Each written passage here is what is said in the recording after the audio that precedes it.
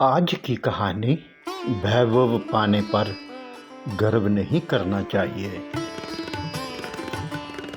एक बार महर्षि नारद ज्ञान का प्रचार करते हुए किसी सघन वन में जा पहुँचे। वहाँ उन्होंने एक बहुत बड़ा घनी छाया वाला समेर का वृक्ष देखा और उसकी छाया में विश्राम करने के लिए ठहर गए। नारद जी को उसकी शीतल छाया में आराम करके बड़ा आनंद हुआ। वे उसके वैभव की भूरी भूरी प्रशंसा करने लगे। उन्होंने उससे पूछा कि वृक्षराज, तुम्हारा इतना बड़ा वैभव किसी प्रकार सुस्थिर रहता है, पवन तुम्हें गिराती क्यों नहीं? समेर के वृक्ष ने हंसते हुए ऋषि के प्रश्न का उत्तर दिया कि भगवान, बेचारे पवन की कोई सामर्थ्य नहीं कि वह मेरा बाल भी बांका कर सके। वह मुझे किसी प्रकार गिरा नहीं सकता। नारद जी को लगा कि समेर का वृक्ष अभिमान के नशे में ऐसे वचन बोल रहा है। उन्हें यह उचित प्रतीत नहीं हुआ और झुंझलाते हुए सुरलोक को चले गए। वहाँ जाकर नारद जी ने पवन से कहा, अमुक वृक्ष अभिमान पूर्वक दर्प वचन बोलता हुआ आपकी निंदा करता है, सो उसका अभिमान दूर करना चाहिए।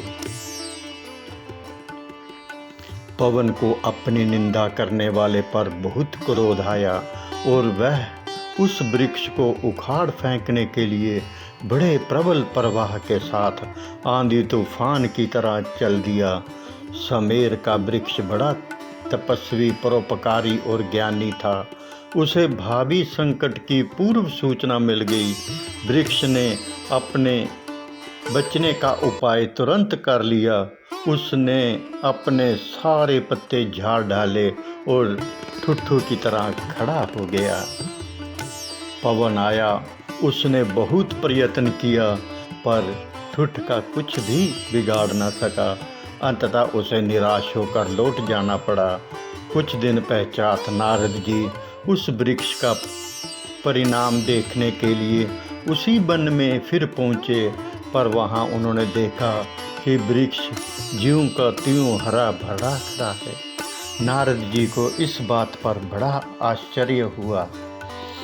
उन्होंने समेर से पूछा, पवन ने सारी शक्ति के साथ तुम्हें उखाड़ने की चेष्टा की थी, पर तुम तो अभी तक ज्यों के त्यों खड़े हुए हो, इसका क्या रहस्य है? वृक्ष ने नारद जी को प्रणाम किया और नम्रता पूर्वक निवेदन किया, ऋषिराज, मेरे पास वैभव है पर मैं इसके मोह में बंधा हुआ नहीं हूँ। संसार की सेवा के लिए इतने पत्तों को धारण किए हुए हूँ, परंतु जब जरूरत समझता हूँ इस सारे वैभव को बिना किसी हिचकिचाहट के त्याग देता हूँ और ठुठ बन जाता हूँ। मुझे वैभव का गर्व नहीं था, वरन अपने ठुठ होने का अभिमान था। इसलिए मैंने पवन की उपेक्षा अपने सामर्थ्य को अधिक बताया था। आप देख रहे हैं, उसी निर्लिप्तता कर्म योग के कारण मैं पवन की प्रचंड टक्कर सहता हुआ भी यथापूर्व खड़ा हूँ। नारद जी समझ गए कि संसार में वैभव रखना, धनवान होना कोई बुरी बात नहीं है। इससे तो बहुत से शुभ कार्य हो सकते हैं।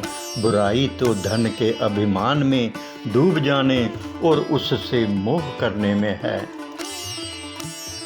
यदि कोई व्यक्ति धनी होते हुए भी मन से पवित्र रहे तो वह एक प्रकार का साधु ही है।